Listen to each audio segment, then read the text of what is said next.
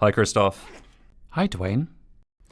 So what are your thoughts on our last episode on the gap between the promises robotics companies make and the reality of what they can actually deliver? Oh, and of course, what impact this has on our job market.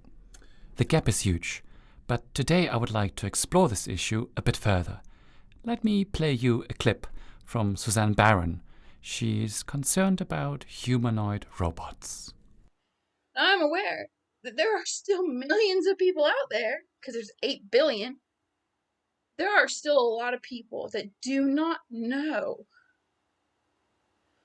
Walking, talking, conscious, artificial intelligent, humanoid robots are walking our planet right now. How am I supposed to focus on anything else when your God has sent me with a message concerning this problem? So yeah, there are days that I can't breathe. There are days that I can't get out of bed and do anything other than type on this computer. There are days that I look very sick. I'm not. I'm in a panic. I need help. She's not just concerned, she's upset, perhaps even desperate. You're right, and we need to understand why. This is the Human-Robot Interaction Podcast. I am your host, Christoph Bartmek.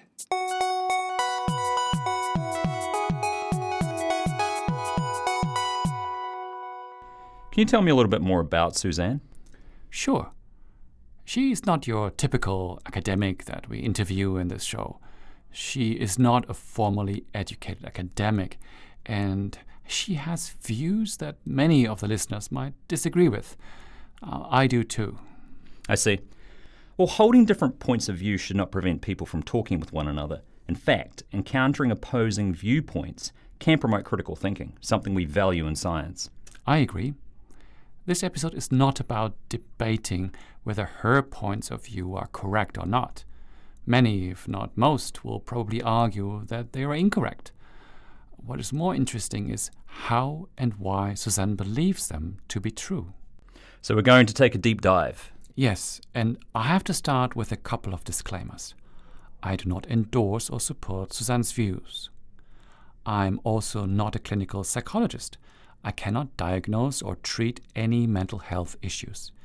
If you are distressed about robots, then you need to contact your local health professionals. We will put a link into the show notes. What can you do?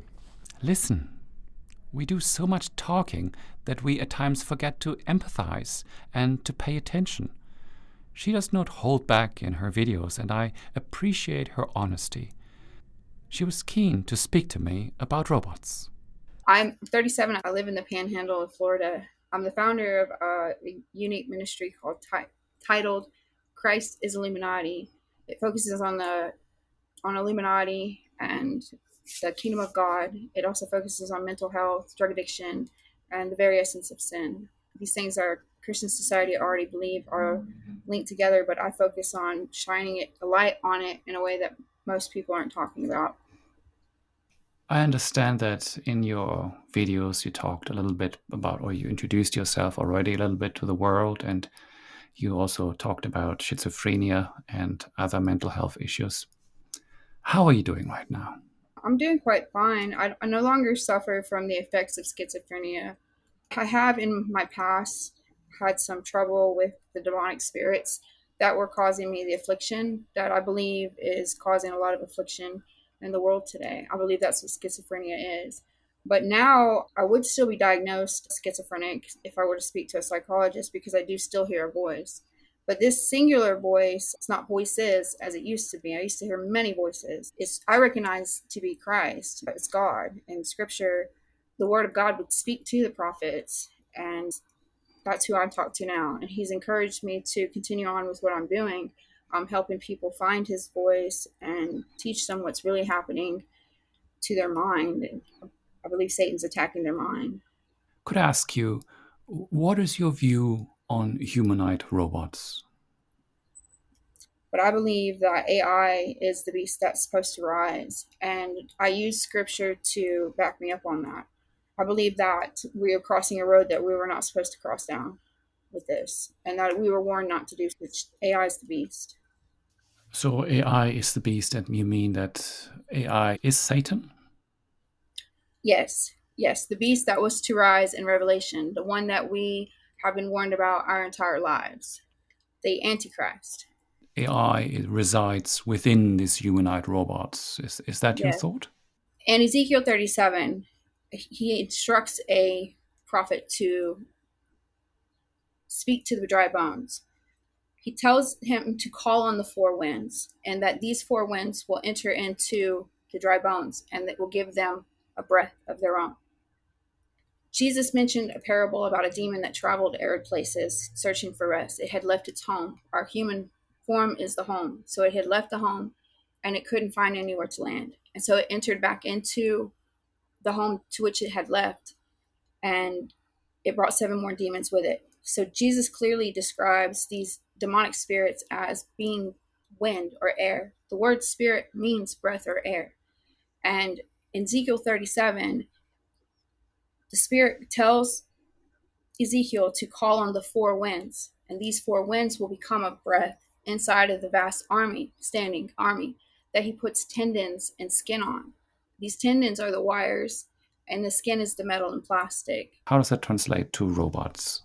The tendons and wires, they become a vast standing army. They're like dead bones, and then they become alive again. People who have died in the past, they can't become alive again. These spirits enter into a home of the robots. That your body has a natural energy that's created inside of you. It's kind of like a car generates its own energy. These devices are an energetic force. We plug them in and they wire up and they power off. We were told not to make idols of metal, gold, and plastic, and we were specifically told not to make images of man with metal, gold, and plastic. Or it just had plastic in the Bible, but metal and gold, silver, and any of those metal items, we're not supposed to make images of gold, and especially make images of men. So these humanoid robots are images of men, and they do have a conscious brain of their own. They might not be conscious in like sense of having a moral feeling, but they are aware and alert. They're even making brains, human brains, that they plan to put inside of these robots. I believe Scripture has warned us about this. And how do all these robots make you feel? Scared, very scared for humanity and the very essence of God. Very scared. Has this affected your life in any way? Some would say that. My family would say that because it's all I can focus on. But I mean, I'm able to function and do normal things. Currently looking for a job, ready to go to work. I mean, I can live like a normal person. I don't struggle like I used to fear with schizophrenia. I used to hide and feel like I was on the run and that people were harming me. I don't have those feelings anymore. Right now, I just put a lot of focus on my ministry, and I have views that most people don't see. And so they would say that I probably am a little too focused on one thing. Even my uncle has specifically said that you're too focused on one thing, but I still function just fine. Some of her claims seem to be rooted in the Old Testament. I agree. I'm not an expert in theology, and I cannot say much about it. Suzanne is clearly distressed, and I believe that she is not the only one. She speaks from the heart, and many others might also feel at least somewhat concerned about the latest developments in humanoid robotics. So what's going wrong? I do believe that what is being said about robots and AI and how it is being said might contribute. What exactly do you mean? It could be argued that the hysterical optimism of the CEOs is just a trick of the trade. But we have several examples where they already went beyond what could be considered truthful. Strong claim. Do you have any examples?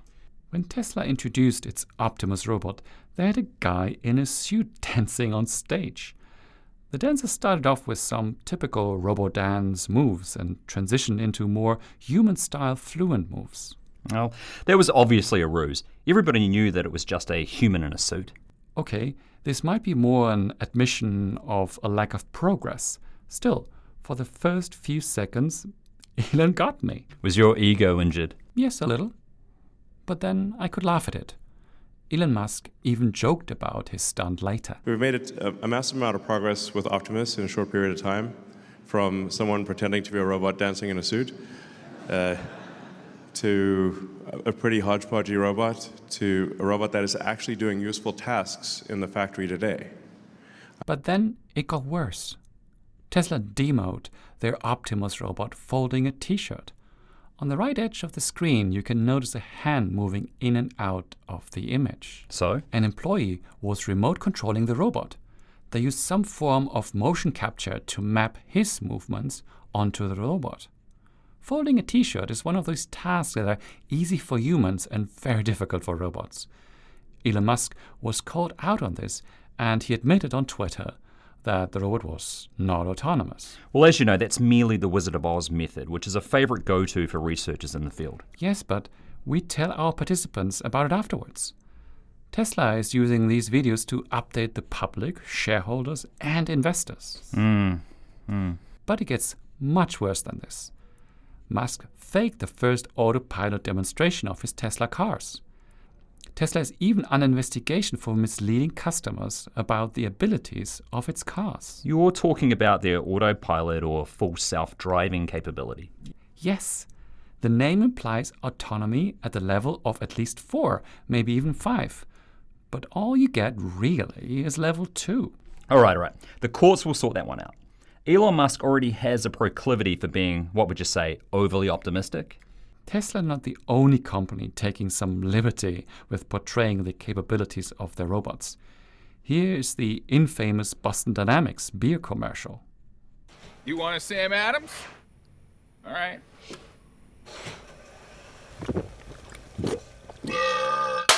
Hello. I should text her, right? Take it. Unless you have already seen this video, have a look. We will link to it in the show notes. The robot is shown drinking beer and giving relationship advice to one of the security guys. Yes, but this is advertising. We would expect this to not be entirely factual. Maybe. I asked John Petruccelli about this. What is the difference between lies and bullshit in advertisement? Yeah, this is often a misconception because most people, customers, lay people, anyone, business owners, from anyone that uses that word bullshit, most often replaces it as a synonym for lies. But academically, we actually we reserve the word bullshit for something a little different than lies. My name is John Petruccelli. I'm a professor of social psychology at Wake Forest University, and I'm the author of The Life-Changing Science of Detecting Bullshit. Analytic philosopher Harry Frankfurt first coined the term and the difference, what bullshit is and how it's different from lying, and actually wrote probably one of the best-selling books in philosophy of all time, and that was the title of an earlier article that he had written called On Bullshit. And the main difference, I used Harry Frankfurt's definition of bullshit, main difference between bullshit and lies is that the bullshitter doesn't really have any care, knowledge, any interest, any vested interest at all in the actual truth. So the bullshitter might say what they hope to be true, what they wish to be true. They don't really have a clue as to whether or not it's true. Now, that's very different from lying because, to tell a good lie, you want to know what the truth is. If your intention is to deceive someone, it kind of helps to know what the truth is. And most often, people lying do know what the truth is, or at least they think they know what the truth is, and then they tell us something different. And that's not true with bullshit, because if I don't care about the truth, I'm not interested in the truth, I might actually tell you something that's actually true. And in fact, every once in a while, by chance, by accident, bullshitters do say something that's true. But by definition, they wouldn't know. And they expect companies to tell the truth. They also do expect them to bullshit once in a while. Every company, any marketing course at 101 is going to teach you about puffery. And puffery is sort of a legal term for bullshit, right? In the sense that we can create a new pizza and say, everyone knows this is the best pizza in the world, right? But consumers know that's puffery. They don't think that we actually ran a study and we've proved that this is the greatest pizza in the world. So we're allowed to say that. Puffery is interesting because people are always surprised if they didn't know about it to find out about it. It's a legal definition of basically overstating your product's benefits in a way that's so obvious that no realistic person could actually believe that. And my name is Professor Nick Lee. I'm a professor of marketing at Warwick Business School as part of Warwick University. A classic example is Red Bull gives you wings, right? That's actually a claim. It's clearly an untrue claim, but you could never, although somebody I think did try this, you could never really sue Red Bull, for want of a better term, for not being able to give someone wings by drinking a can of Red Bull. That's classic puffery.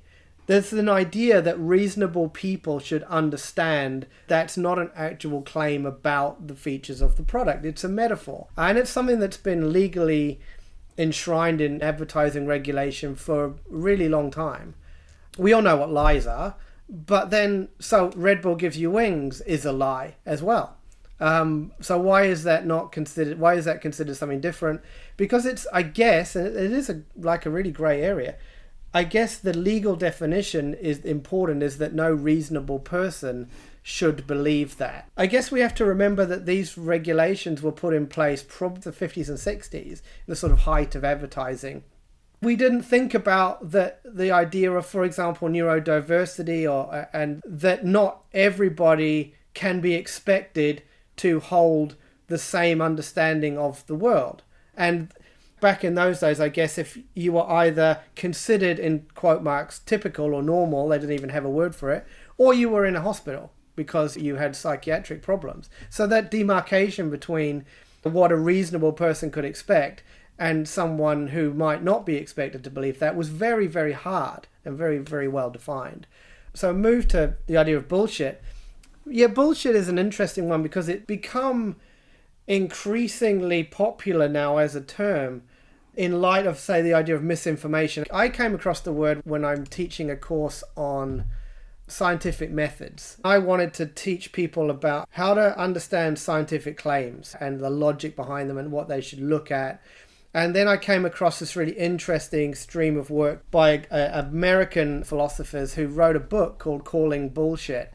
So I realized that might be an actual thing. But if you look into the literature, it's something that has been kind of formally defined as the idea that you sound like you know what you're talking about, but you're actually unaware of the truth, and you don't really care about that. So it has a certain nuance to it that might be different to what your general layperson just considers bullshit and lies to be the same thing. And they share a lot, but the thing that differentiates bullshit is that you're not aware of the truth. It's not like you know that you're lying. You just know that you don't actually know the truth. A classic example is when I said, this actually worked quite well, isn't it? Classic example is when I said the puffery regulations were introduced in the 50s. I don't know that, but I'm a marketing professor, and I reckon if I say it with enough confidence, people will probably believe me. So that is by definition bullshit. I called myself out on it because I realized what I was doing. And bullshit is a way of life in many ways for a lot of people in a lot of professions, because you can't know everything, right? You have to just make a few educated assumptions, and it's where bullshit, I almost think bullshit is a little bit like how they diagnose people oftentimes with mental or psychological or anxiety disorder or something like that. They're like, well, everyone's anxious, but anxiety disorder becomes a problem when it gives you a problem in your life. And I think, everybody bullshits, and it becomes a problem when it affects some other consequence of importance.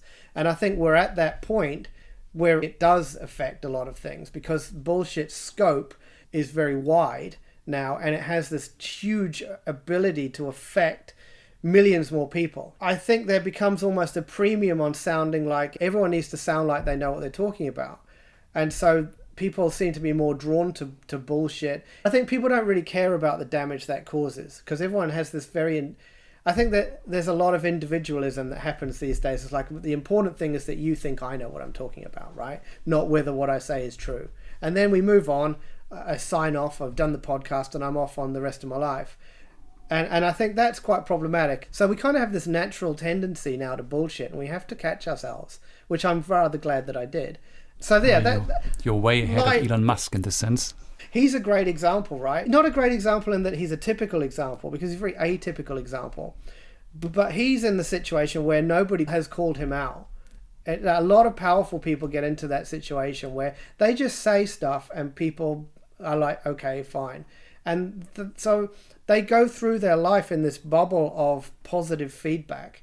And then sometimes when you then integrate with the real world, that doesn't continue. But in his case, there's still a huge amount of people that just believe everything that he says. Donald Trump, for example, he's by no means unique. They have this constant bubble of positive feedback. So in some ways, they're not lying in many ways. I think there is sometimes a cynicism, which is like, I know I'm telling an untruth, therefore I'm lying. But there's a lot of bullshit, which is just like, I'm just telling people what they want to hear, and I don't care whether it's true or not, right? That's that differentiating between bullshit and lies, I think. So is Elon Musk a bullshitter? I think everybody's a bullshitter at some point, right? I mean, especially in investing, when you're trying to get people to invest money into a company or organization, you want people to believe in the possibilities. And sometimes that getting to those possibilities depend directly on investment dollars.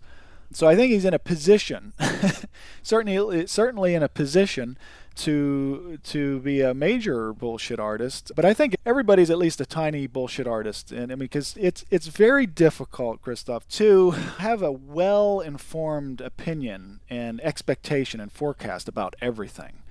But that doesn't seem to stop anyone from voicing their opinion. But it would be near impossible to have a well-informed opinion about everything. So I think depending on the domain of interest, you get more or less of it.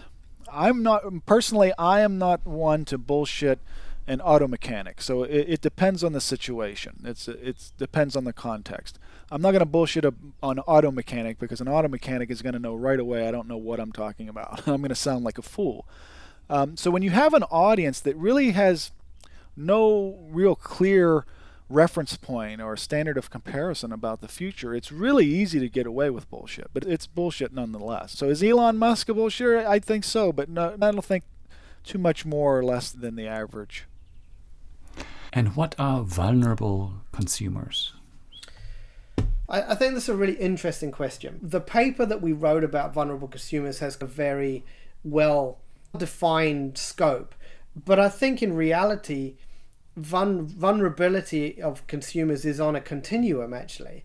We're all somewhere along that continuum or spectrum of vulnerability.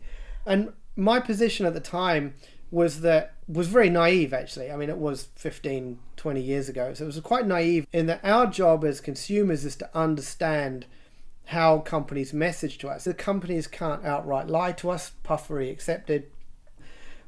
But it's not a company's responsibility to try to understand how someone might think as long as they behave within the law. And it was kind of like a naive idea that we have the responsibility to respond to marketing messages in an informed manner. So like my whole thesis at the time was that marketing can't convince you to do stuff that you don't want to do. And I still kind of believe that.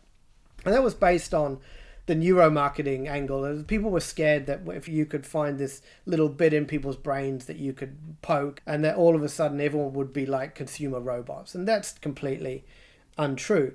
But at the same time, it was a very naive understanding. I want to use the word neurodiversity in a general sense, I think, because when we talked about vulnerable consumers, what we were talking about was consumers who may struggle with mental health, but that's quite a wide spectrum.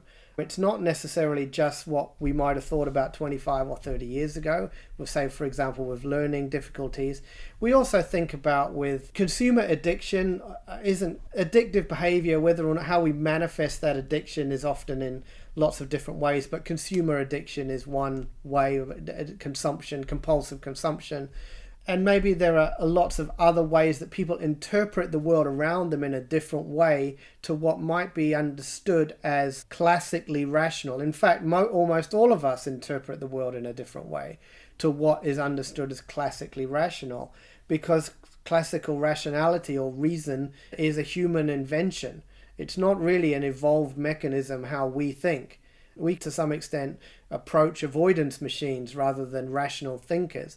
So we've grafted this idea of rationality onto our brains and then created a whole understanding of how humans should make decisions, which is not really true in many situations. In lots of simple ways, we respond in an automatic manner. So while in the paper, we defined a specific category of consumers that were objectively vulnerable. So, for example, people with mental health difficulties, as a great example. A much bigger way of thinking about that is to say that to some extent, we are all varyingly vulnerable. What I mean by that is that we are not necessarily able to respond in a rational manner to a marketing stimulus.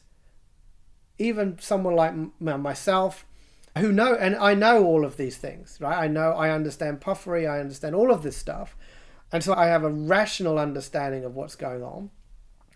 I still, under certain situations, find myself, in hindsight, I completely fell for that marketing message. Some people are much more prone to that than others. I think that's really what I mean by the spectrum. Some people have like what I might call objective, in quote marks, reasons for that, such as a diagnosed neurodivergence or a diagnosed mental health condition. But all of us run through varying states of mental capability of making objective, rational decisions based on information that's presented to us. And the problem is, without necessarily wanting to problematize it, but the problem is that all of our marketing regulation, all of our understanding of how companies should behave is based on what I might call the perfect situation where the individual is able to make a rational decision on a decision.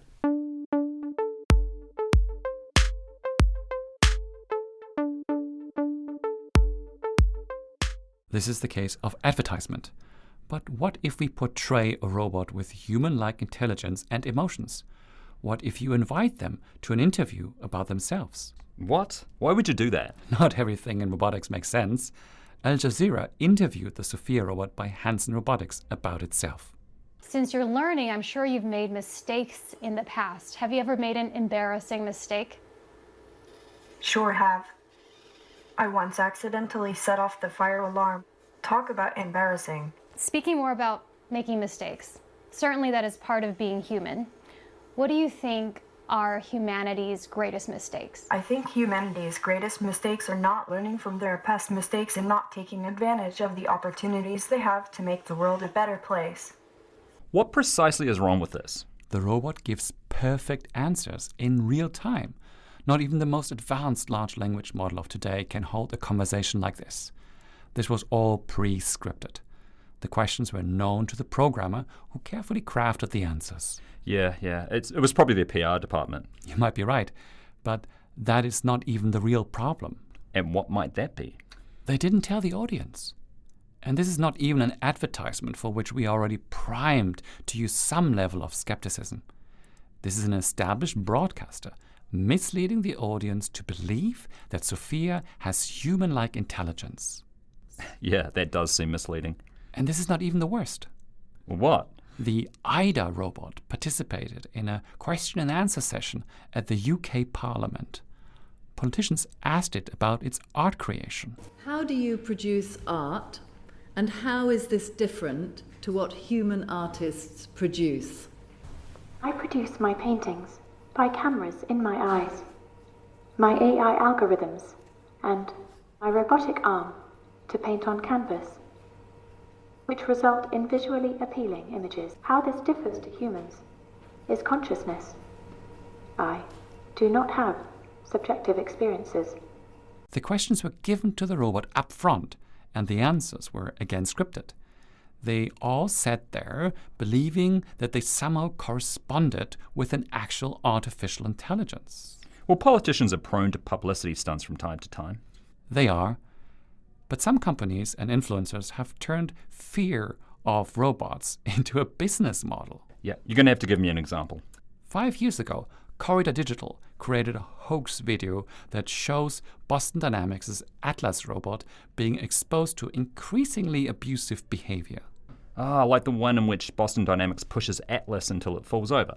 Yes, but in this video, they pushed it to the extreme.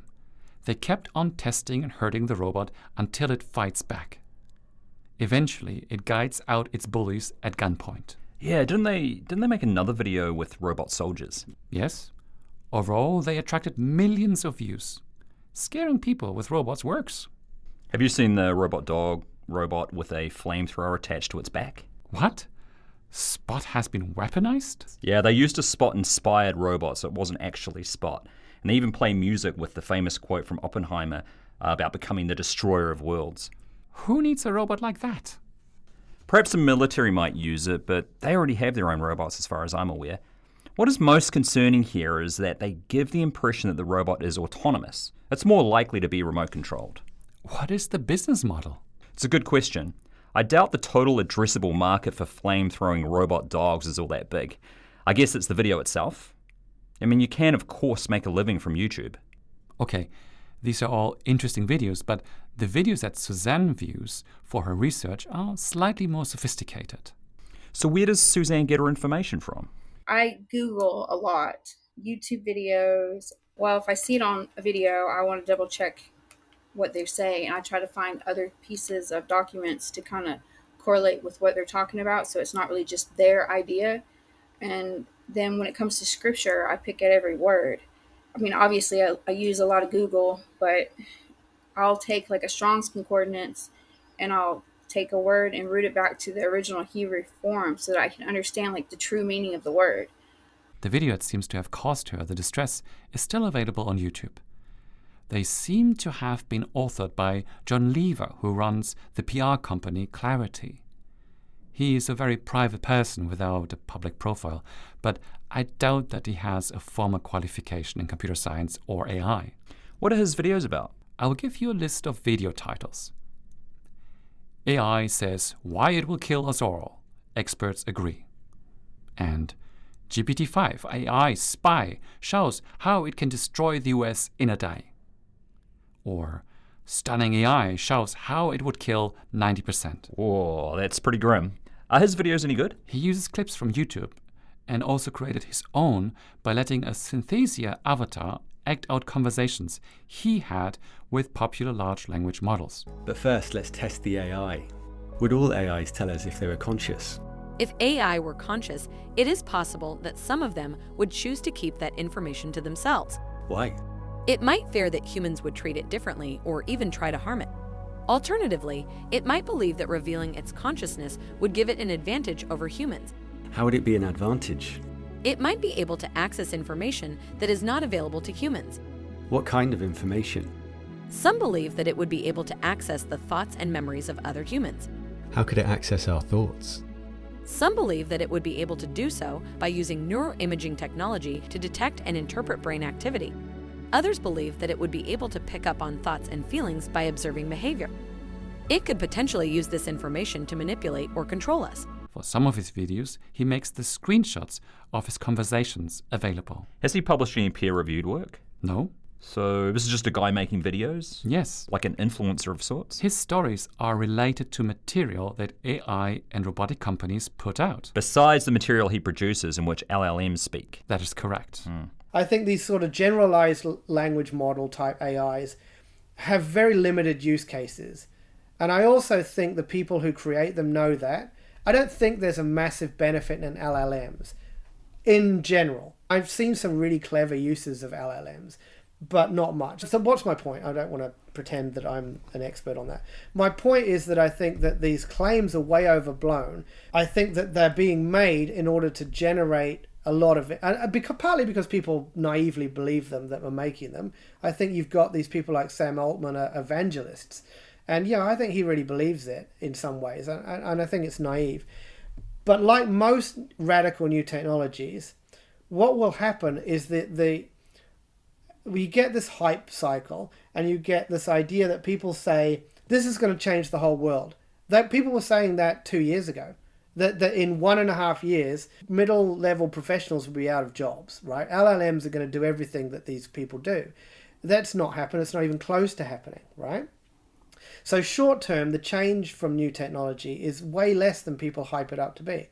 But long run, it's way, way more than it was, in ways that we don't predict right now.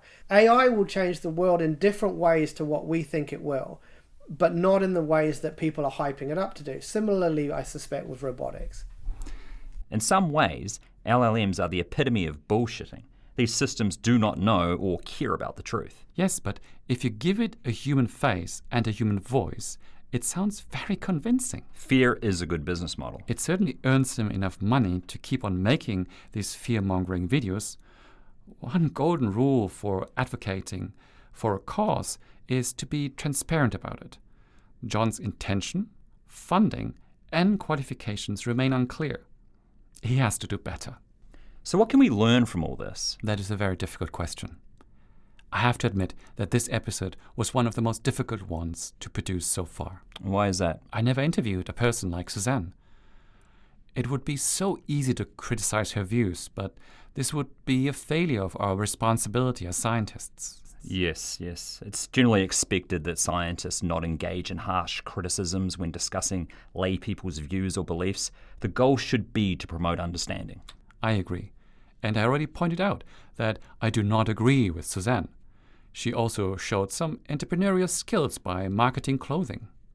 She could be considered just another influencer. Mm-hmm. Are there any other responsibilities you think we have here? Nick pointed it out as...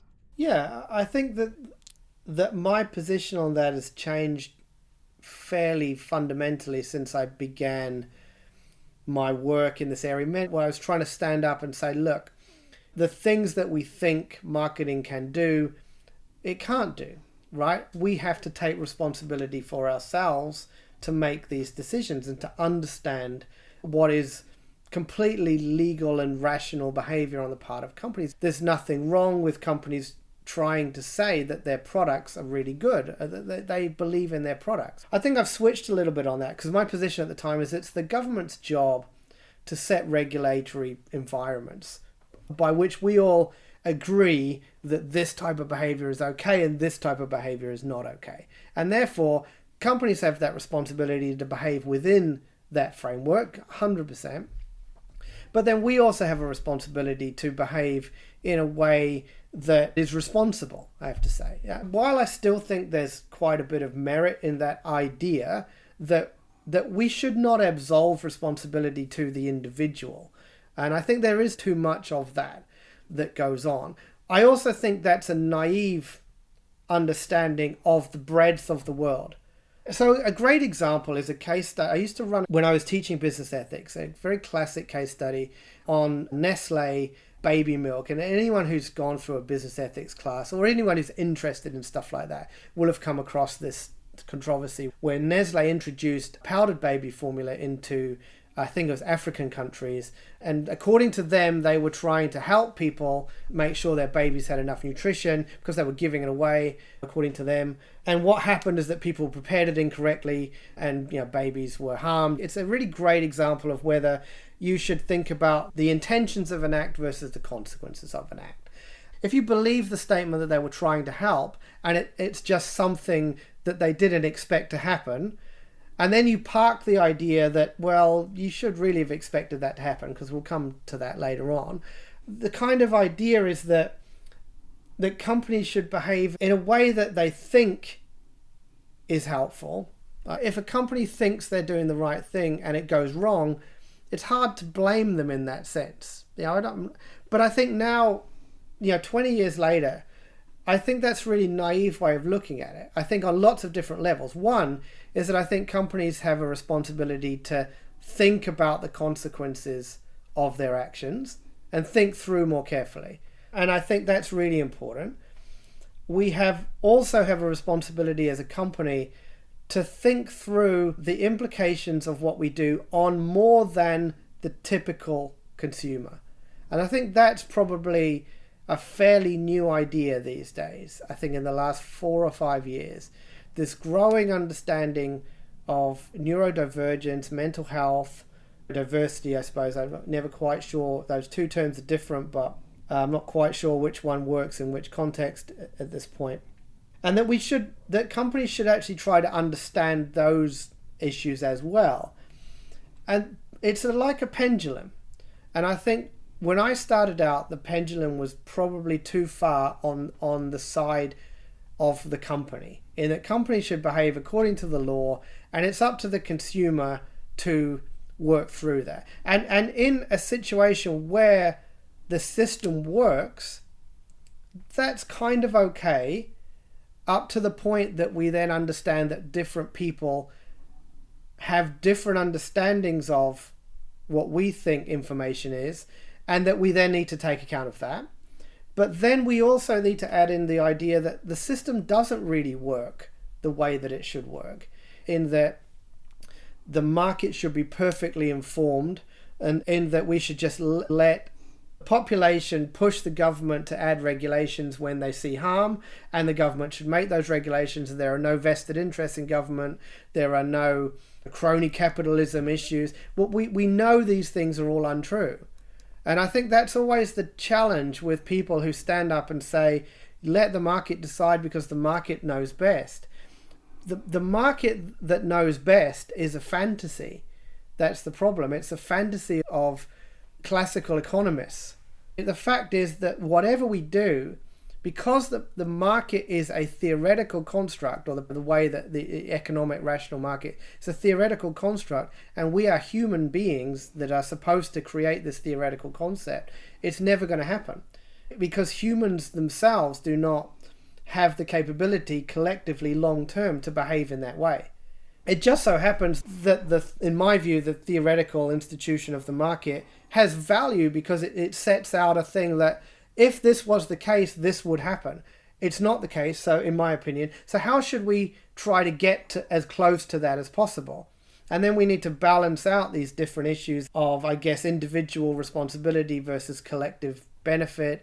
And I don't think we have very mature conversations as a population and as a set of politicians about that, which I think is the real biggest problem. So what companies have legal responsibilities, but I also think that they have, I don't like to use the word moral, but it encodes this nice idea that companies should actually think beyond their legal responsibilities, and they should also think beyond what they think their customer base will not like. So I think that we've had this pendulum swing from companies not caring about the customer, because the customer voice was isolated and collective action was really weird, and it used to be very rare. The Nestle boycott, for example, to come back to that. Occasionally it happened. You had the thing with apartheid and various other large-scale collective actions. With social media, collective action can be very small scale, but very loud and very seemingly important to companies.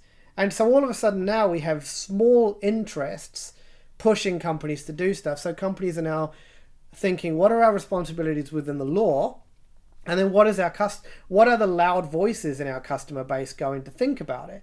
So then you have this kind of unelected push to companies are now feeling they're responsible for this unelected group of loud voices or vested interests. And that is very trend focused. Sometimes it's one thing, sometimes it's another. In an ideal world, a company would think about it from the law is a lower bound to what we have to do, presuming the law is right, but let's not get into that ethical issue. And then they should really think, here is a set of parameters around how the population varies in its way of interpreting this message we're sending into the market. What's the worst case scenario about what could happen, and how likely is that to happen, and how big an issue is this going to be? And then at the same time, what's the right thing to do? And I think that's the question that is lost. That's the main question, is lost at the moment. And it's not like it ever was found, by the way. It's just companies used to focus on the law and the shareholder value. But something that could overarch that is this idea of what's the right thing to do.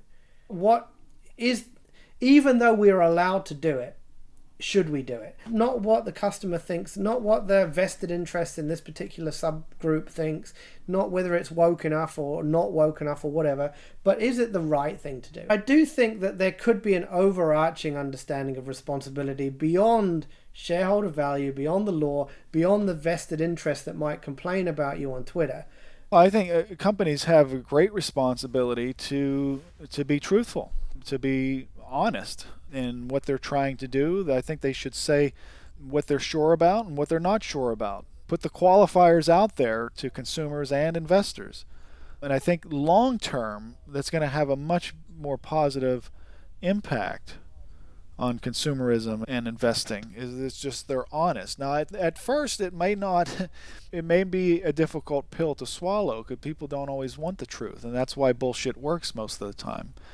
Because people, they'd rather hear something that they wish to be or want to be, hope to be true, than the actual truth. So now you had mentioned with robots, there's a lot of uncertainties, obviously, right now. And with AI, there's new products coming out every day, but there's a lot of uncertainty.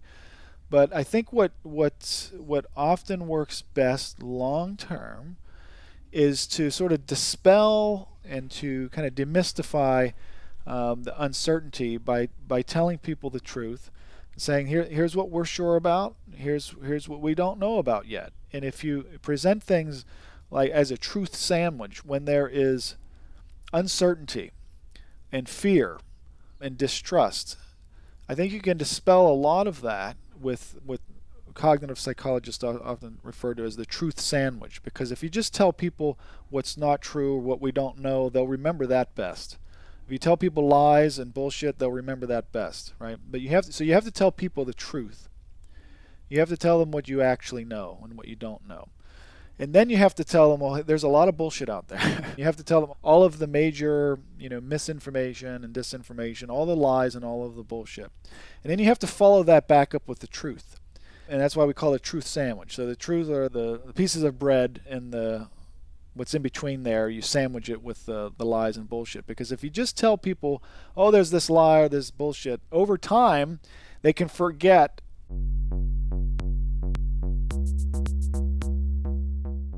Let's go back to the beginning. So yeah, there are days that I can't breathe. There are days that I can't get out of bed and do anything other than type on this computer. There are days that I look very sick. I'm not. I'm in a panic. I need help. I do believe that Suzanne and everybody else who feels distressed about robots deserve their voices to be heard. But this does, of course, also has limits. Yeah, it would be difficult to make it right for everybody. Nick explained it like this. Make that assumption that the current system is what generates innovation as quickly as any system we can think of right now, which I think is a fairly good assumption. Which group do we prioritize? I don't really have an answer to that. I think the biggest problem we have as a society right now is that I've never heard anyone ask that question until this podcast. And I think that's the biggest problem. We're not having those rational discussions. We're letting these systems work because we don't interrogate or we don't justify those systems, for one thing. So I think you then have this criticism of these systems, but no one stands up and says, look, the venture capital innovation system works this way because if you want us to change it, we can do that and it could look like this. But here's the knock-on effect. You don't have this. Now, whose rights are taking priority? If we look on the other side of the spectrum, we look at the group whose rights we infringe, by giving them mental distress by these outlandish claims, and I think that's a very fair thing to say. We look at the situation, we think, at what point do their rights outweigh the broader rights of human society to grow and gain innovation as quickly as possible? I don't know where the tipping point happens there. Is it simply like what is it, John? Is it John Stuart Mill about the utilitarian idea, the greatest good for the greatest number? If that is the case, well, as a business ethics lecturer, I should have known that, without even. So I could have bullshitted and pretended, right? But I asked. Is it just about the greatest good for the greatest number? In which case, then it's clear that and I think that's generally the assumption of how these things are working at the moment, then it is clear that the minority group is not going to have a voice. Or should we go beyond that and say we have a moral responsibility to vulnerable people to somehow mitigate this? And how do we do that, though? Is it that we stop companies making claims? So we could do that fairly easily by putting the burden of proof on claims much more heavily than we do.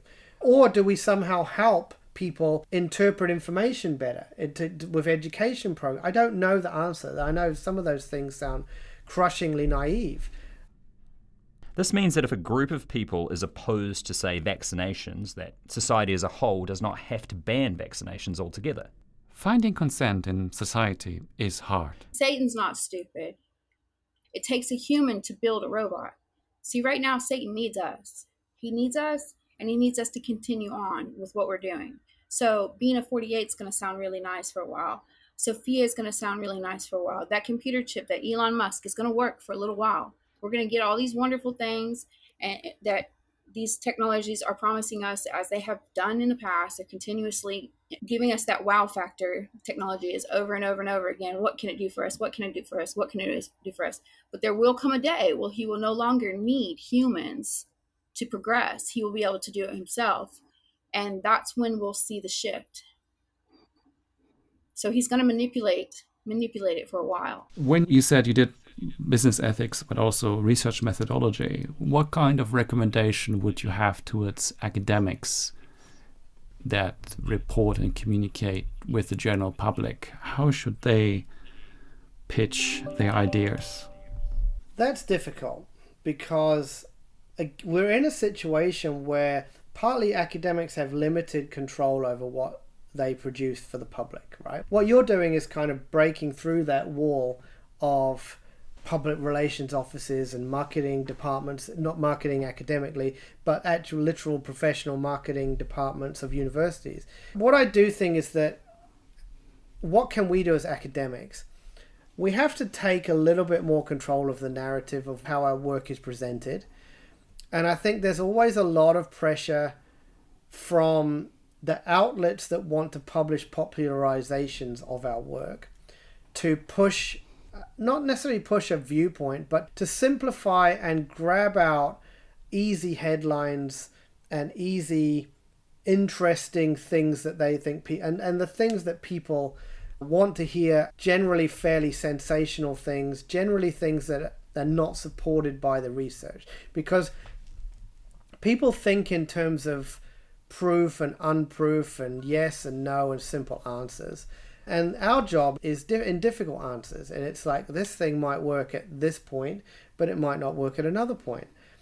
And I think part of what we need to do is try to be voices for understanding how science works.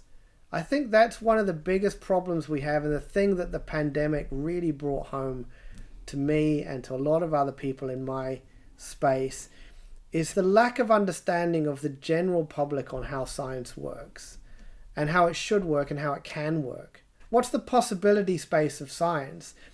To some people within the area, it was obvious in the climate science debate, but that wasn't something that I wasn't something that I really paid much attention to. But then when the pandemic came out, it was unavoidable. And it's not so much the general public. I think that's, to some extent, you have to be expected. But the people in power. It's not always the case, but certainly in the UK and a lot of other places, the lack of understanding of science and numerical data it shouldn't have been shocking, I suppose. Or maybe it should have been shocking, but I wasn't that shocked. But it was amazing how people who are making decisions couldn't even understand what a graph meant. They didn't understand what a log transform was. And I get that you might, not you specifically, someone might not understand that intuitively, but you should be able to explain that to people pretty easily. If you are in charge of a country with 65 million people, right? You should understand what a log transform does, or you should be able to have it explained to you. And these people had no interest in it. They had no understanding of it. And it then became obvious that across the world, most leaders were not trained to understand numbers or to understand how to understand what people were telling them about them. And so we had real problems. And I think that's one of the things we need to do as scientists, is to try to get more involved in this conversation somehow, in trying to educate people how to make decisions based on data.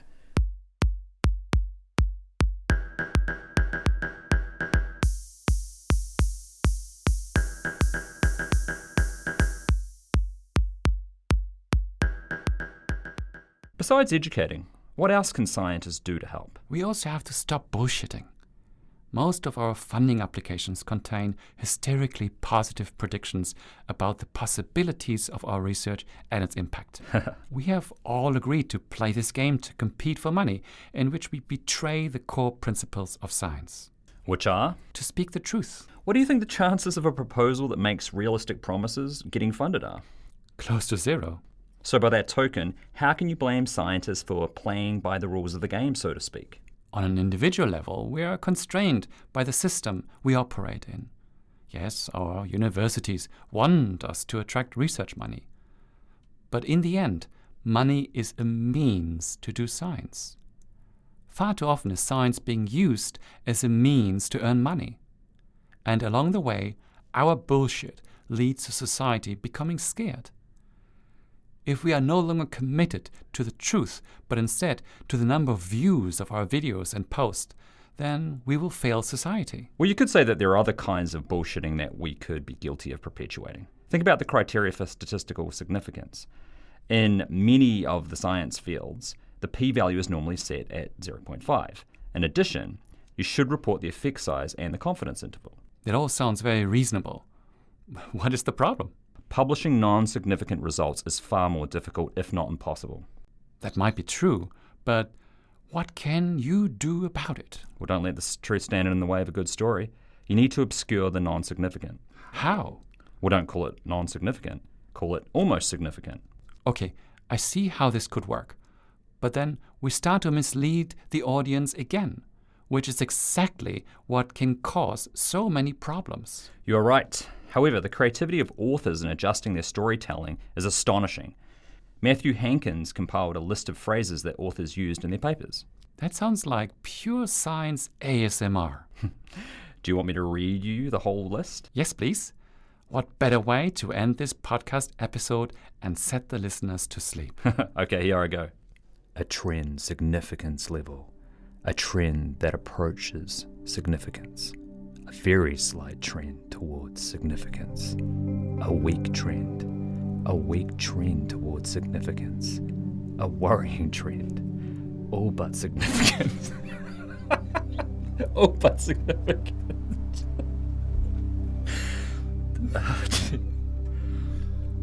Almost achieved significance. Almost approached significance. Almost attained significance. Almost became significant. This is ridiculous. All right. Almost became significant. Almost, but not quite significant. I can't believe someone wrote that. All right. Almost, but not quite significant.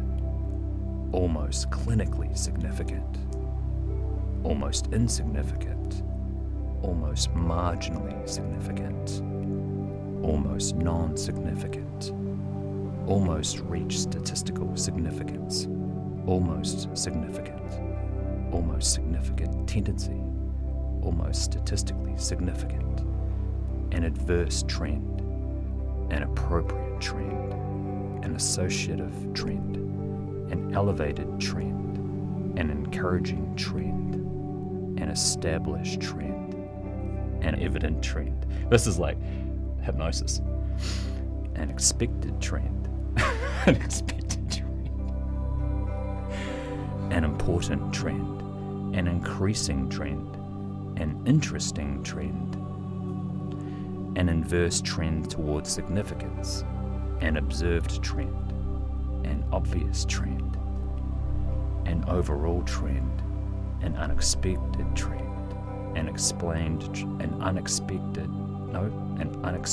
trend, an unfavorable trend, appeared to be marginally significant, approached acceptable levels of statistical significance, approached but did not quite achieve significance, approached but fell short of significance, approached conventional levels of significance, approached near significance, approached a criterion of significance, approached significant, approached the borderline approached the borderline of significance. Maybe I should read a few pages? Yeah. A barely detectable statistical significant difference. A borderline significant trend. A certain trend towards significance. A clear tendency to significance. A clear trend. A clear, strong trend. A considerable trend towards significance. A decreasing trend. A definite trend. A distinct trend towards significance. A favorable trend. A favorable statistical trend. A little significant. A margin at the edge of significance. A marginal trend. A marginal trend towards significance. A marked trend. A mild trend. A moderate trend towards significance. A near significant trend. A negative trend. A non-significant trend. A non-significant trend towards significance. A notable trend. A numerical increasing trend. A numerical trend. A positive trend. A possible trend. A possible trend towards significance. A pronounced trend. A reliable trend. A robust trend towards significance. A significant trend. A slight towards trend. A slight slide towards significance. A slight tendency towards significance. A slight trend. A slight trend towards significance. A significantly increasing trend. A small trend. A statistical trend. A statistical trend towards significance. A strong tendency towards statistical significance. A strong trend. A strong trend towards significance. A substantial trend towards significance. A suggestive trend. A trend close to significance. Surely you can say that we can't finish this list. Sorry. Barely significant, below but verging on the statistical significant level.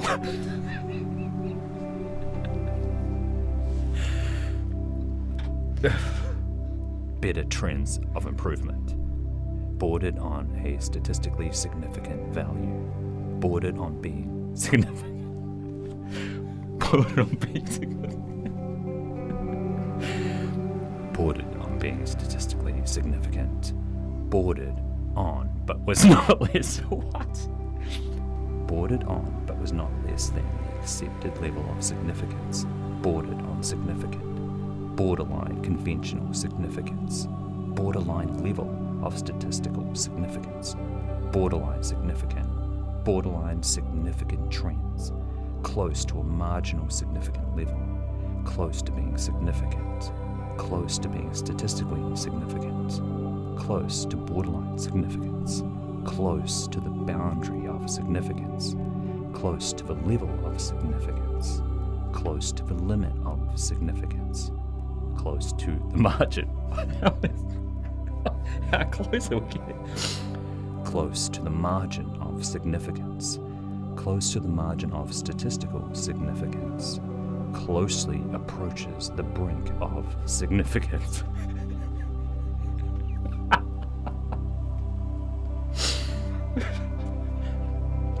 Closely approaches the statistical significance. Closely approximating significance. Closely not significant. Closely significant. Close to significant.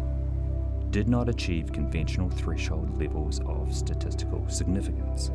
Did not exceed the conventional level of statistical significance. Did not quite achieve acceptable levels of statistical significance. Did not quite achieve significance. did not quite achieve the conventional levels of significance, did not quite achieve the threshold for statistical significance, did not quite attain conventional levels of significance, did not quite reach a statistically significant level, did not quite reach conventional levels of statistical significance, did not quite reach statistical significance, did not reach the traditional level of significance, did not reach the usually accepted level of clinical significance. Difference was apparent. Direction heading towards significance. Alright. What is it? Direction heading towards significance. Does not appear to be significantly. Does not appear to be significantly significant. Does not narrowly reach statistical significance. Does not reach the conventional significance level. Effectively significant. Equivocal significance. Equivocal significance. Essentially significant. Approached the level of significance. Approached trends level. Approached trend levels of significance. Approached but did reach significance. Approaches but fails to achieve a customary level of statistical significance. Approaches statistical significance. Approaching a level of significance. Approaching an acceptable significance level. Approaching borderline significance. Approaching borderline statistical significance. Approaching but not reaching significance. Approaching clinical significance. Approaching close to significance. Approaching conventional significance levels. Approaching conventional statistical significance. Approaching formal significance. Approaching independent prognostic significance. Approaching marginal levels of significance. Approaching marginal significance. Approaching more closely significance. Approaching our preset significant level. Approaching prognostic significance. Approaching significance. Approaching the traditional significance level. Approaching to statistical significance. Approaching, although not reaching, significance. Approaching but not reaching significance. Approximately significant. Approximating significance. Arguably significant. As good as significant. At the brink of significance. At the cusp of significance. At the edge of significance. At the limit of significance. At the limits of significance. At the margin of significance. At the margin of statistical significance.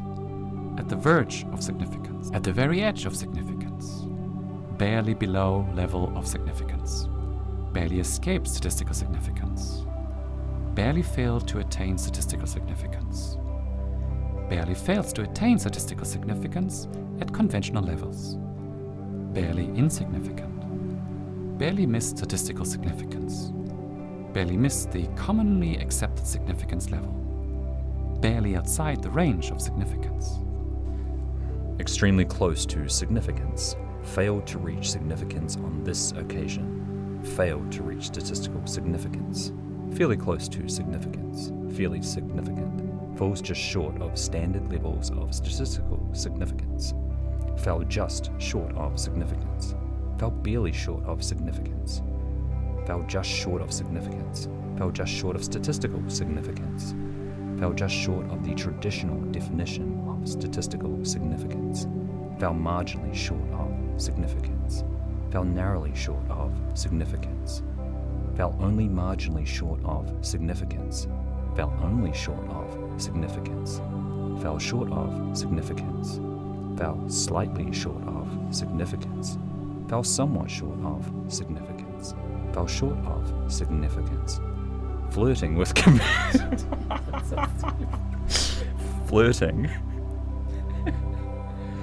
flirting with conventional levels of significance. Heading towards significance. Highly significant. Hints of significance. Hovered around significance. Hovered at nearly a significant level. Hovering closer to statistical significance. hovers on the brink of significance, in the edge of significance, in the verge of significance. Inconclusively significant, indeterminate significance, indicative significance, is just outside the conventional levels of significance, just about significant, just above the arbitrary level of significance, just above the margin of significance, just at the conventional level of significance, just barely below the level of significance, just barely failed to reach significance, just barely insignificant, just barely statistically significant, just beyond significance, just borderline significant, just escaped significance, just failed significance, just failed to be significant, just failed to reach statistical significance. Just failing to reach statistical significance, just fails to reach conventional levels of statistical significance, just lacked significance, just marginally significant, just missed being statistically significant, just missing significance, just on the verge of significance, just outside accepted levels of significance, just outside levels of significance, just outside the bounds of significance, just outside the conventional levels of significance, just outside the levels of significance, just outside the limit of significance, just outside the traditional bounds of significance, just over the limit of statistical significance, just short of significance, just shy of significance, just skirting the boundary of significance, just tangentially significant, just tottering on the brink of significance at the 0.05 level, just very slightly missed the significance level, leaning towards significance, leaning towards statistical significance, likely to be significant, loosely significant, marginally significance, marginally and negatively significant, marginally insignificant, marginally non-significant, marginally outside the level of significance, marginally significant tendency, marginally statistical significant, may not be significant, medium level of significance, mildly significant, missed narrowly statistical significance, moderately significant, modestly significant, narrowly avoided significance, narrowly eluded statistical significance, narrowly escaped significance, narrowly evaded statistical significance, narrowly failed significance, narrowly missed achieving significance, narrowly missed overall significance, narrowly missed significance, Narrowly missed standard significance levels, narrowly missed the significance level, narrowly missing conventional significance, near limit significance, near miss of statistical significance, near nominal significance, near significance, near to statistical significance, near possible significance, near borderline significance, near certain significance, nearing significance, nearly acceptable level of significance, nearly approaches statistical significance, nearly borderline significance, nearly negatively significant, nearly positively significant, nearly reached a significant level, nearly reaching the level of significance, nearly significant tendency, nearly but not quite significant, near marginal significance, near significant, near to significance, near end. No, it's meant to be near trend significance, not far from significant, not quite clinically significant, not quite conventionally significant, not quite reached a certain level, not quite significant, not quite statistically significant, not reaching the margin of significance, on course for significance, on the borderline of significance, on the borderline of statistical significance, on the brink of significance, on the brink of statistical significance, on the borderline of statistical significance, on the cusp of significance, on the edge of significance, on the edge of statistical significance, on the fringe of significance, on the margin of significance, on the margins of significance, on the verge of significance, on the verge of statistical significance, on-trend significance, only barely significant, only just significant, only just statistically significant, only marginally significant, only marginally statistical significant, only missed significance, only near significant, only nearly significant, only slightly failed to reach significance, only slightly significant, only trending towards significance, only verging on significance, ostensibly significant, passes marginally at the 0.05 level, practically significance, probably significant, quite closely significant, rather significant, reasonably close to significance, reach near significance, reaching almost significance, reaching borderline significance, reaching near significance, right at the border of significance, right on the edge of significant, roughly significant, seems to approach significance, showed a borderline statistically significant difference,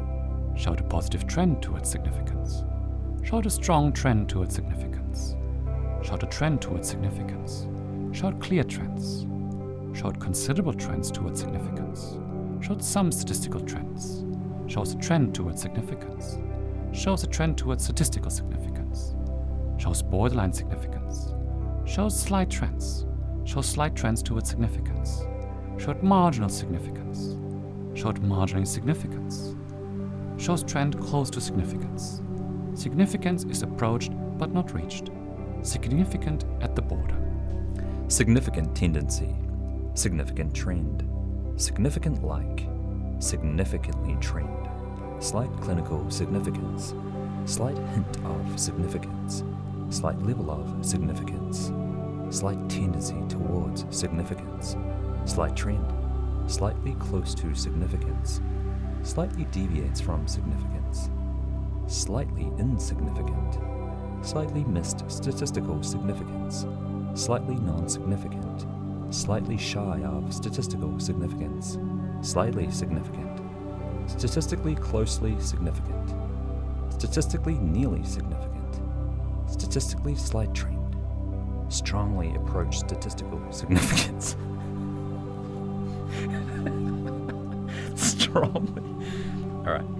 Strongly approach statistical significance. Strong trend, strongly trend towards significance.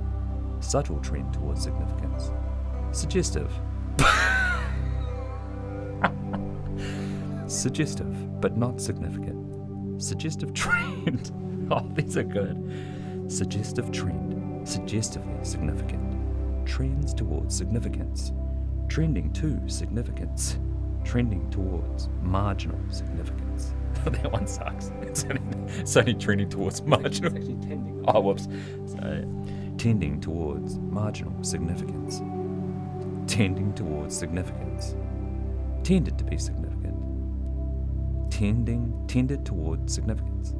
Tended towards statistical significance. Tended towards significance. Tending to statistical significance. There is a trend towards significance. There is some significance. There was a strong trend towards significance. They just failed to reach significance. They missed the significance. Threshold of significance. Trend close to significance. Trend close to statistical significance. Trend level significance. Trend levels of significance. Trend near significance.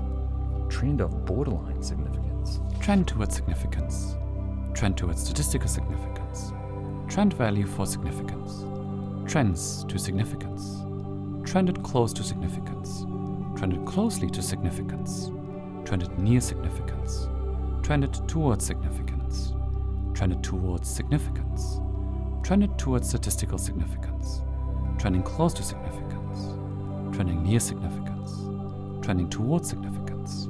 Trending towards statistical significance. Trends approaching significance. Trends towards significance. Trends towards significance. Trends towards statistical significance. Very close to significance. Very close to the conventional significance level. Very close to the levels of significance. Very close to the margin of significance. Very close to the standard levels of significance. Very near significance. Very near to significance. Very nearly significant. Virtually significant. within a margin of statistical significance, within the margins of statistical insignificance.